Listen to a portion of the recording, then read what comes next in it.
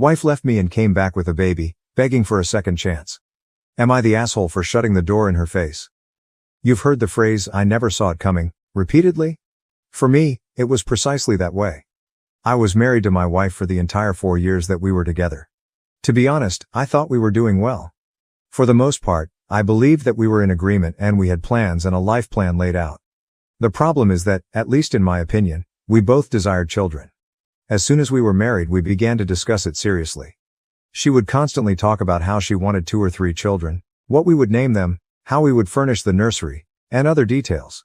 She would even plan this life with our future children while browsing baby gear and clothing online. It kept us connected and was sort of our thing to talk about. Everything appeared ideal, and we were eager to begin this new chapter in our lives together. However, we received some terrible news that left me speechless. We visited a doctor to find out what was wrong after a few months of trying to conceive. To cut a long tale short, it was me. The doctor essentially informed us that our chances of naturally becoming parents were very limited because my count was much too low. It felt like a stomach punch. All those plans we had suddenly disappeared, and I felt worthless. I was really hit hard by the news. I ended up for a while in a fairly awful position. I was a complete disaster at first, but therapy ultimately helped. At first, she seemed to be rather supportive, stating that she would be content with just the 2 of us and that it didn't matter. However, there was something strange about the way she said it right from the start. She seems to have dropped it far too soon. She was talking about having a family one minute and then she was claiming that she didn't need children to be happy. Don't get me wrong, I understand that individuals have second thoughts, but her entire demeanor seemed strange to me. She had stopped thinking about baby names and was now completely avoiding any conversation about children. Furthermore, it seemed as though she began to view me in a different light. She would suddenly start making little jabs at me that she had never said before, like how I wasn't taking care of myself or that perhaps I should work out or do more around the house. Indeed, I may have gained a few pounds, but it seemed like she was constantly looking for reasons to accuse me. She would dismiss it when I questioned her about the abrupt shift in attitude. She would claim that I was being unduly sensitive and that I was only dreaming. But I was aware of a problem. It was different with the lady I married, the one who would spend hours sitting with me discussing our future. She wasn't particularly cruel, but there was a certain coldness about her, as if she had already mentally checked out and was merely following the rules. I suppose that as time went on, I began to trust her when she assured me that everything was okay. In order to avoid coming out as needy or insecure, I quit pressing. In any case, after a few years, we were only getting by. We had gotten into a rut where we hardly discussed anything important. We seemed more like housemates than husband and wife. She would always dismiss my attempts to discuss other choices, such as adoption or surrogacy, by stating that she didn't want to consider them. "I'm happy as long as we're together," she would remark, but I never really understood. She seemed more concerned with persuading herself than I was. She suddenly tells me that she wants to go a girls' trip. She had gone on a few excursions with her friends before and I had always encouraged her to do so it wasn't strange for her to do so now. She had been talking for a time about wanting to travel to America with her pals, and we lived in Brighton. We had developed this trust over the years, so I didn't give it a second thought. I therefore made sure she had everything she needed, assisted her with packing, and drove her to the airport. I recall her final words before she departed. "Thank you for being so supportive," she added, turning to face me. She sounded so sincere that I dismissed it as her simply expressing gratitude, even though I found it a little strange that she would say that. It's not like I'd done anything really noteworthy. I remained up that night to make sure things went well by calling her when she landed. I kept myself occupied around the house, watching TV, keeping an eye on the time, and waited for her to text me to let me know that she had landed because her flight was expected to take roughly 9 hours. I called her to check in as soon as I noticed her flight had landed. The phone kept ringing, but nobody picked it up. I didn't give it much thought because I assumed she was exhausted and might have gone directly to her hotel and crashed. However, by the time morning arrived, I had still to hear from her. I began to have this nagging concern in the back of my mind. I thought perhaps she was simply busy or her phone was on quiet, so I tried calling again and then texted her a few times. However, I was officially freaking out after a couple more hours of radio silence. In the end, I gave her sister a call to check whether she had heard from her. Nothing. I was really beginning to freak out by this point. I even went so far as to call her friends, who were meant to accompany her on the trip, in the hopes that perhaps her phone had malfunctioned or she just hadn't had time to check in. However, since they weren't traveling with her, they were also perplexed when I contacted them. Back at home they were enjoying coffee while seated 2 streets away. It dawned on me then that she wasn't traveling with pals, wasn't on a girls' trip, and hadn't gone anywhere with anyone. She simply vanished. It seemed as though my stomach had fallen through the floor as I sat there with the phone. I was unable to comprehend it. Why would she tell me such a lie? Why wouldn't she notify me before leaving?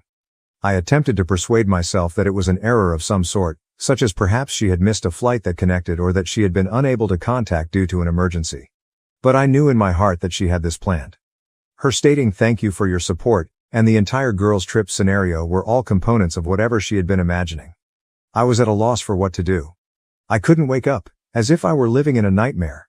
I didn't marry this woman. I didn't even recognize this person. The coldness, the way she had stopped discussing our future, and those small digs about my appearance and health all began to make sense.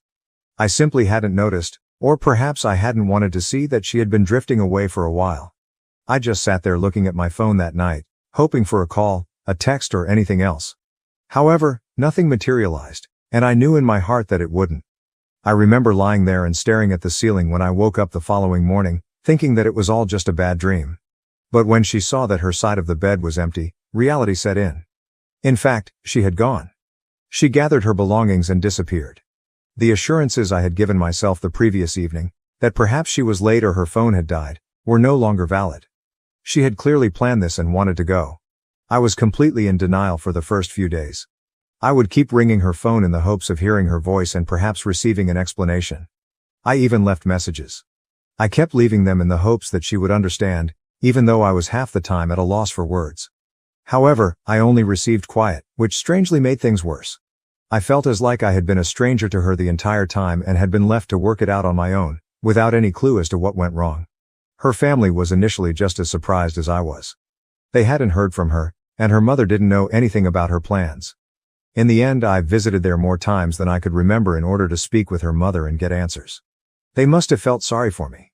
When I couldn't bring myself to cook, her mom would prepare meals for me and occasionally let me stay there. She would sit there while I talked about all the tiny things that didn't make sense, attempting to figure out how my life had suddenly become so complicated. And to be honest, there were times when I was too numb to speak and just sat there in silence. I oscillated between rage, despair, and remorse. I would constantly ask myself what went wrong. Was there a sign I missed? Was I not paying enough attention to her? On certain days, I would review all of our arguments and conversations in an attempt to determine what caused her to leave. I kept thinking about what I could have done better and how I could have preserved our marriage. I realize this seems dramatic, but I was completely fixated on finding the solution, as if it would somehow make everything better. I hardly slept or ate, and my work also began to suffer. People would notice and inquire about my well-being, to which I would just respond that I was occupied with personal matters. Declaring aloud that my wife had abandoned me without saying a word was embarrassing. I eventually told a few close friends, and they tried their best to divert my attention by bringing me out to hang out and encouraging me to move on. However, I would still worry about her even when I was with them, wondering where she was and why I wasn't enough to keep her. The incessant inquiries from strangers, neighbors, relatives, acquaintances, and even former coworkers who had heard I was married, were among the worst aspects. "How's married life treating you?" And "How's your wife?" are the questions they would pose. It was always like pulling off a new scab. I would just smile and tell them that everything was good because I lacked the courage to tell them that she had left, but every time I uttered that lie, it seemed more weighty. The only thing that worked in the end was therapy. Although I had never gone before, I realized I couldn't manage it alone after a few months of hardly functioning. I thus located a therapist and began attending once a week. It was beneficial to speak with a neutral person who was unfamiliar with her, me, or any of our baggage. I would express my rage, betrayal, and the void she had left in my life. I would talk endlessly about the restless evenings and how I would lie awake repeatedly reliving everything. The therapist assisted me in realizing that she chose to leave, and it was her decision, not mine, and that there was no magical moment that would have kept her here. It was a difficult pill to take. I thought for a long time that I was flawed in some manner, which was why she had left me, but gradually I began to view things differently. I chose to overlook her long-standing coldness and distance, assuming that things would improve on their own. I persuaded myself that I could maintain my composure and that our marriage could be saved by my own efforts alone. The realization that it wasn't hurt. As time passed, I began to restore my life in tiny increments. It wasn't until she departed that I realized how much I had lost in our marriage.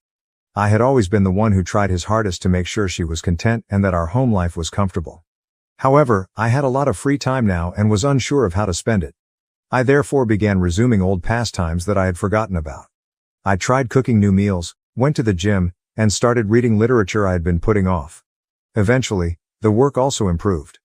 As I began to feel more like myself, I started to put more effort into my work, but at first I was just going through the motions and barely keeping up with my workload. I felt like I still had control over something in my life, which was one of the few things that gave me a sense of accomplishment. Although I had always been skilled at what I did, I now give it my all. The extra hours, the concentration. I got a promotion as a result of it, something I never would have obtained if I had been moping about my problems. Even yet, there were painful days. A picture, an old movie ticket stub, or other small items that brought back memories I tried to ignore would occasionally remind me of her. Looking at them, I would question her actions, whether she ever considered me, and whether she ever felt bad about what she had done. But gradually, those times began to disappear. I was able to let go of those memories a little more quickly and move on a little more easily each time. Additionally, I got back in touch with people I hadn't seen much of since getting married. We resumed our activities, including hiking and hitting the golf range, something I hadn't done in years. Having someone by my side who wasn't involved in the mess and could support me in moving on without pulling me back into the agony was a relief. In hindsight, I saw that I invested far too much of myself in that relationship, in being her spouse. I felt like I had lost a significant portion of who I was when she departed, as if she had taken a piece of me with her. But I was rediscovering who I was, piece by piece. Although it wasn't quick or simple, I was making progress. I was finally able to see someone who wasn't defined by her past actions when I looked in the mirror at the conclusion of that year. I wasn't just the man whose wife had abandoned him. I had rebuilt, I had survived, and I was stronger now. I felt as like I could truly live my life without her shadow looming over me for the first time in years. To be honest, I took pride in that. I believed I had moved on from everything. After all that chaos, life had at last begun to seem normal again. Or as close to normal as it could be. My work was going really well, my friends kept me occupied, and I had my routine down pat. Even my daily thoughts about her had stopped. Even while I still occasionally had flashbacks to odd memories, it wasn't as frequent as it used to be, when she was somehow involved in every part of my existence. She was therefore the last person I expected to see standing there when someone knocked on my door one Saturday morning. But there she was with a baby at my doorway. I went cold. It was like witnessing a ghost, and for a moment my brain simply stopped functioning. Though perhaps a touch worn down, she still had her typical appearance. She looked at me as if she genuinely believed that I would be delighted to see her. And yes, it really got to me because I had assumed I was no longer interested. As it happens, meeting her again evoked many feelings I had previously suppressed. At first, I just stood there and stared without saying anything. She asked, "Can I come in?" With no embarrassment after grinning at me as if nothing had happened. The nerve. Really, she just shows up here as if I should be welcoming her back with open arms after everything she's done. However, I maintained my composure and assured her, "No, you can stay there and explain." I didn't want her in my home, bringing all the craziness back into the one area I had created for me. Despite her somewhat disoriented appearance, she remained in her spot and began telling her story. "I know this might come as a shock, but I wanted to come back and explain everything," she said. She even had a hopeful expression on her face, as though she really thought I would be willing to listen to her. I was tempted to just close the door and laugh in her face, but I was too intrigued. I was curious about the reason behind her disappearance and what she had come up with. She continued by explaining that she had erred in leaving and that she had come to the realization that she had lost the greatest thing that had ever occurred to her, not my words, but hers. She claimed to have thought a lot and to have finally realized what was important in life after having this child. After years of ignoring me, it seemed that what mattered most was unexpectedly knocking on my door. "This is our second chance," she remarked, glancing down at the infant. What I was hearing about our second chance was unbelievable. It sounded like we would just pick up where we left off, with this child acting as some sort of miraculous reset button. I was furious on the inside, but I attempted to maintain a neutral appearance. She continued by claiming she wanted us to be a family once more and that although she had made a horrible mistake, we could now start over as just the three of us. The one question that has been bothering me ever since she arrived was finally asked. "What made you go?" I tried to speak as steadily as I could, but I wasn't sure how much longer I could contain myself. Now that she was here, I needed to hear it from her since I had tortured myself with all the possibilities for years in an attempt to comprehend. After hesitating and glancing down at her feet as if embarrassed, she finally told me the truth, or at least what I thought it was. She acknowledged that she left because she wanted a child and had found someone who could provide one for her because I couldn't. She honestly stated it as if it were insignificant, as though she hadn't destroyed my life, and as though I should just nod and take it as gospel. She clarified that although the man she had left didn't stay, she had already given birth and knew she wanted me back by that point. As simple as that. Easy. I paused to think about what she was saying. Here she was confessing that she had left me, fled with a man, and had his child, and now expecting me to accept it, as if I would simply forgive and move on. You went, met someone else, and had his baby, and now you think you can return and act as if nothing happened? I asked her. She broke down in tears and apologized for her terrible error. However, I was completely unmoved by that. She kept talking about how she knew we were meant to be together and that I was the person she really loved. To be honest, maintaining a straight face was difficult. She sounded so naive that I was shocked. Her expression was one of desperation, not love, and I could see it. She then attempted to guilt-trip me by talking endlessly about how difficult it had been for her to be a single mother. In fact, she attempted to paint herself as the victim in all of this, acting as though her decisions hadn't brought her to this point. She assured me she was prepared to work things out this time and that she wanted my help. I couldn't stop wondering, who does she think I am? I listened to it all as I stood there, but I had had enough. I told her bluntly, you have to live with the decision you made a long time ago. Here, there is no second chance. She appeared astonished, as if she had never even imagined that I would say no. As if she truly believed she could simply saunter back into my life because it would suit her. She became irate just when I thought she would finally understand and depart. She became angry with me, accusing me of selfishness and demanding that I give her another chance to make amends. She said that she could have taken half of everything and divorced me at that time if she had so desired. She even had the audacity to remark that the house should still belong to her. I felt a feeling of relief as I realized that I was now seeing her for who she truly was, as if her true colors were being revealed in front of me. I didn't raise my voice or quarrel with her. We're done, I simply remarked, glancing at her. You finally have the life you've always desired. I no longer have responsibility for this. I cut off any last statements she might have had by closing the door in her face. I was struck with a peculiar sense of serenity as I stood there and heard her muffled screaming coming from the other side of the door. She might shout, knock, weep, anything. However, I knew I would never allow her to return. The woman I had married and loved was no longer with me. This stranger, who believed she could pick up the pieces whenever it was convenient for her, took her position. Feeling lighter than I have in years, I moved away from the door and took a seat. I believed that was it after I shut the door behind her. I assumed she would understand and simply walk away. Instead, though, she began pounding on the door and shouting various things. The nerve seemed unbelievable to me. She had the gall to stand there and insist that I listen to her while I was in the one place that was truly mine, the only place I had been able to recover from the disaster she had left me in. I initially considered ignoring it and letting her scream till she became weary. But then I started to wonder. I was curious to know what kinds of excuses she would offer this time. In order to let her know that I was paying attention, I slightly opened the door, but not enough to let her in.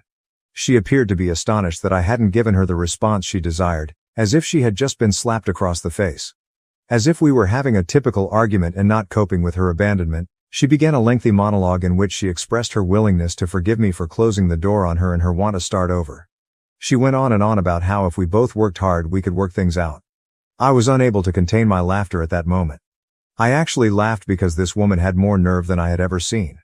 When I did that, she appeared enraged, as if I should feel guilty for not paying attention to her. You left, I informed her. You tossed everything away while you had the chance. I won't just act as though nothing occurred just because you want to. She began repeating things like, you don't understand how hard it was for me. As her cheeks flushed. She continued by talking about how she had been so lost after leaving and how she had discovered her error too late. However, I didn't believe it. I informed her that she had taken the decision to leave. She had plotted it, made up a falsehood about it, and then carried it out. Now her remorse meant nothing. She lost her temper at that point. Her entire tone shifted. She stopped the melancholy, repentant act and began to attack me, accusing me of unfairness and lacking the grace to give her another chance. In fact, she dared to declare, I could have taken everything from you back then if I'd wanted to. I could have stolen half of your possessions. I simply stood in awe. This woman, who had abandoned me without saying anything, now believed she should be compensated in some way for not attempting to defraud me, as if she should be commended for not being as awful as she could have been. I said to her, What the heck? Should I feel thankful that you simply left me without taking anything with you? She looked at me with a mixture of fury and another emotion on her face, possibly desperation or remorse, but to be honest, I didn't give a damn by then. I had just finished. That was where all the years I had spent questioning myself, feeling bad, and wondering if I was somehow to blame for her leaving vanished. I felt as though the burden I had been bearing was finally lifted when I saw her for who she truly was. But she wasn't finished. She began to pace my porch while complaining that I would regret not giving her another chance and that I would never find someone like her. In fact, by refusing to take her back, she attempted to make me feel as though I was the one who was missing out. It was strange. As if I should be pleading with her to stay. Here she was, the one who ruined everything we owned. She became more louder and continued to complain about how I had forced her to leave in the first place when she realized I wasn't going to back down. She said that none of this would have occurred if I had been more understanding about the entire kid situation. Her reasoning seemed to indicate that I had failed her as a husband because I couldn't conceive, which somehow excused her from leaving to have a kid with someone else. The mental acrobatics were amazing. To be honest, I was shocked that she was attempting to blame me for her decisions. I bluntly told her, "Look, you could have told me the truth if you really wanted a child. When you were making plans to go, you didn't need to lie to me and act like nothing was wrong." She merely gazed at me as if I had smacked her, with nothing to say in response. However, I prevented her from speaking. I continued by telling her, "You have to live with the decision you made on your own. I have no problem with that." She made one final attempt, returning to her dejected expression, and urged me to consider the boy and how I was being unjust by ignoring him. As if I were the bad guy, she really used the child, who was in her arms, to guilt-trip me. However, I wasn't buying into it. "I don't know that child," I informed her. "I'm not involved with him. You are not mine, and neither is he." That was the end of it. I could see her coming to terms with it at last. She was aware that I would never change my mind and that I would never allow her to return to my life. I could see the rage waning and being replaced by something else, either genuine regret or simply exasperation. However, I didn't care. She had attempted to walk all over me and expected me to smile and give her credit, but now she was simply a stranger.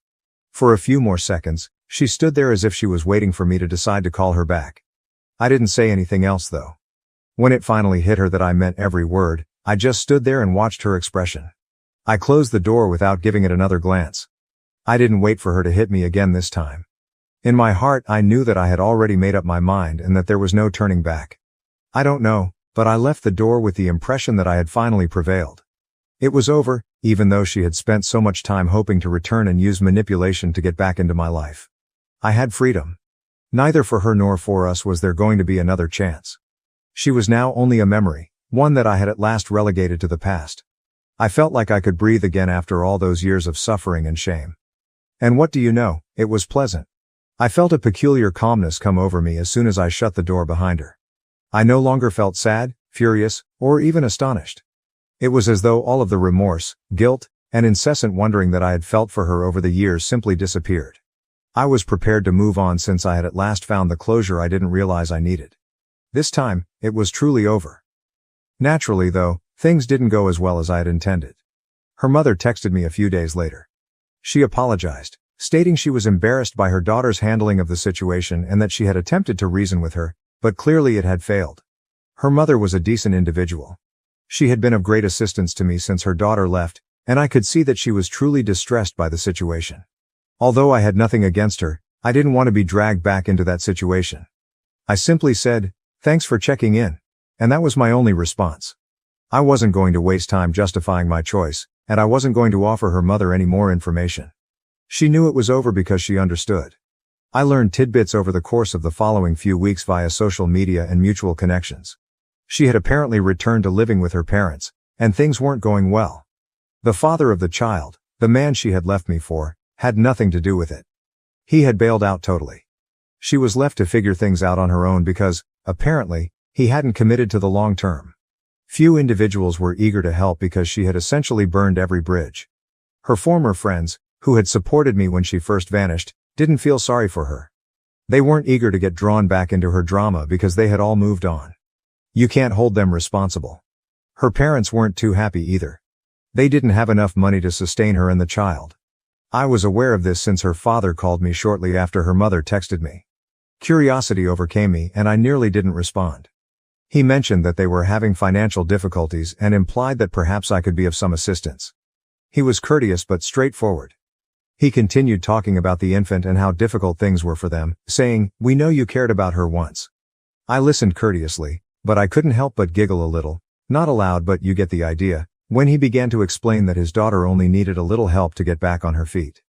I politely informed him that his daughter made her own decisions and that I was neither in a position nor in the right frame of mind to assist. Since he didn't pursue it further, I believe he understood the message.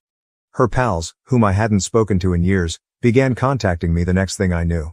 Some attempted to use the guilt angle, claiming that she was going through a difficult moment and that perhaps I could find it in my heart to give her another chance. She even had the audacity to say that the child needed a father figure and that I shouldn't allow my resentment stand in the way of my efforts to assist him.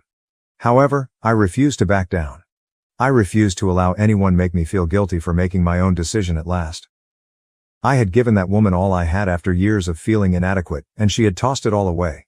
Instead of relying on me to save her, she should at least take responsibility for her decisions. The calls and messages gradually decreased in volume before ceasing completely. Everyone seemed to realize at last that I was serious, that I had moved on, and that I would not get ensnared again. That's when the true calm arrived. For the first time in years, my life seemed calm and normal. I had my friends, my job, and my routines. I had rebuilt my life on my own terms, so it wasn't a fancy, glamorous one, but it was mine. The irony is that I once again began to discover joy in the small things, which I had not given much thought to when I was married. I would read novels I had been meaning to read for years, cook my own food and take walks. It felt good to be free, and I understood that I could live my life as I pleased without anyone's approval. I wasn't always concerned about other people's happiness or approval, for once. I felt as though I had gradually regained my life. I occasionally encountered someone who knew us both, and they would inquire, "Hey, what happened with her?" I would shift the topic and respond in a succinct, courteous manner. I simply didn't want to keep going back to a chapter that was so obviously over. It wasn't that I was concealing anything. I had finally mastered the skill of leaving her in the past. When I last heard from her, things weren't going well. She was still jumping between her parents' house and friends' sofas after her welcome, and she was having trouble keeping a job. Every now and then, people I hardly spoke to would message me to say she was approaching everybody who would listen to seek for assistance. A few of them even implied that she hoped I might reconsider and decide to play father to her child after all.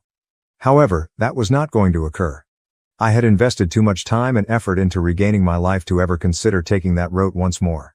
Simply because things didn't go as planned, I wasn't going to be her safety net or the person who picks up the pieces. Nothing was going to pull me back into that chapter. I was finished. Ultimately, I believe I received the necessary closure. She was now coping with the repercussions of her decisions. And me? It was the first time since the day she departed that I felt completely, truly free. I had had enough of her looming over my life. I was happy that I had moved on. Not in a grand theatrical sense, but quietly, contented. And what do you know? That was sufficient. I sincerely appreciate you staying until the very end. Please remember to like, share and subscribe if you truly enjoy our videos.